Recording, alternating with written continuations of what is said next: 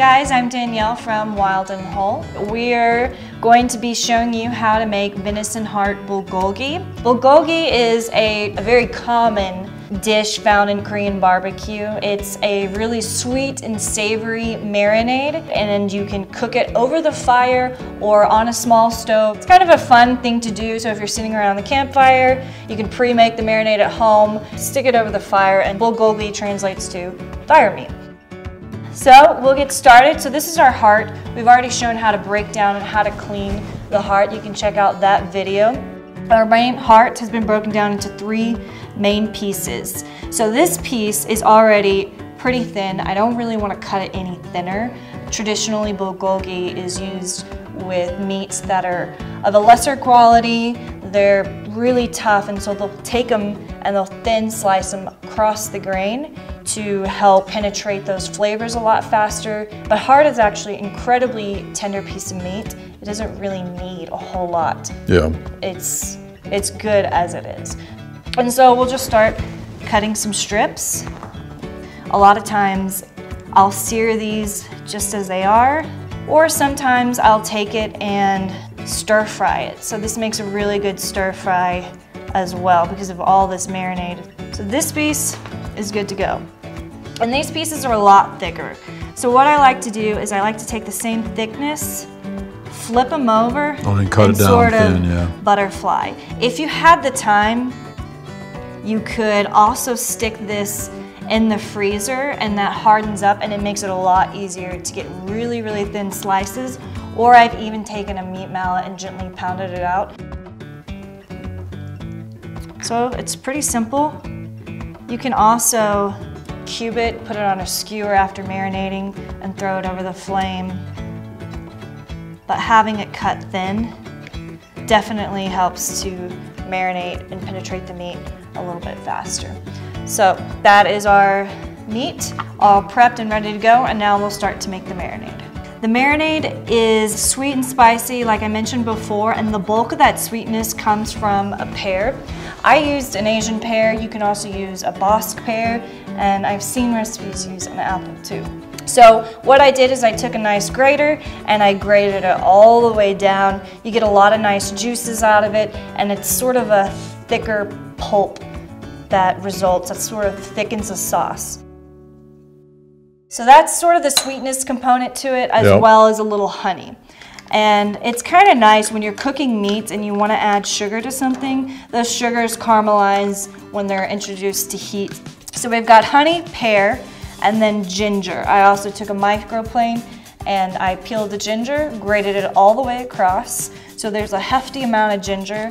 And then we've got soy sauce or ponzu sauce.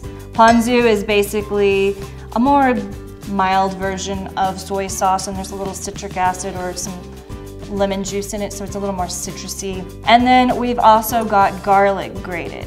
The fact that this is grated is it makes it incredibly potent. So the finer that you mince, or the more that you sort of bruise those oils, if you've ever smashed garlic and you smell that aroma, the more fragrant. Fragrant it is, it's those oils being released. So there's 2 cloves of garlic in here, so it's pretty potent. Second to last ingredient is yellow onion. And then lastly is a little toasted sesame oil. Where's the super spiciness come from? Anything that's really sweet, I always complement with spice. Yeah. I use red pepper flakes, do a pretty hefty pinch. It winds up looking almost like applesauce. Yeah, so this makes roughly a cup, which is a little bit more than you actually need. But we're only gonna pour in as much for the marinade. I save a little at the end for serving on top. You can stir fry. I also marinate broccoli and mushrooms with this. I'm gonna do a little bit more.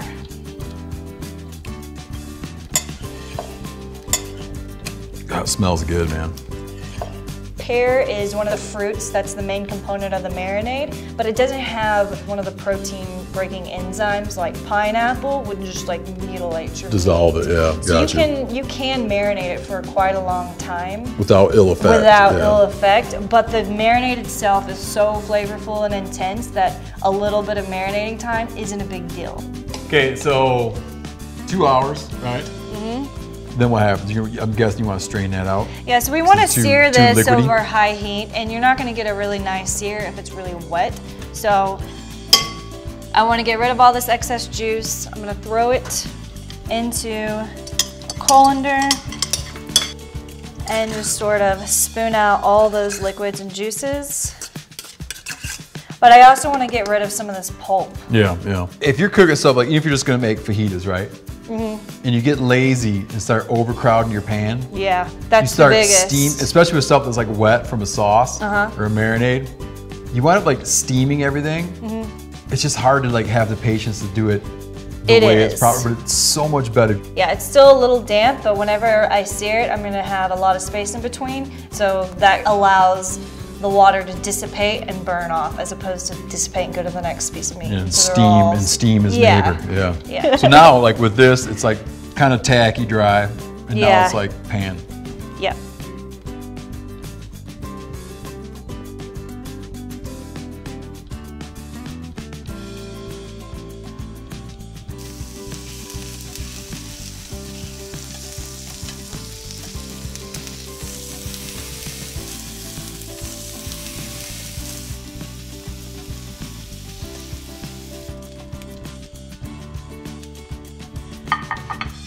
So after we've seared everything, I like to give it a little garnish with some thin sliced green onions. So then you're gonna lay those sesame seeds on, and it's Yeah, really gonna so a come nice off. little sprinkle of sesame seeds, and you're done. I'm gonna grab one.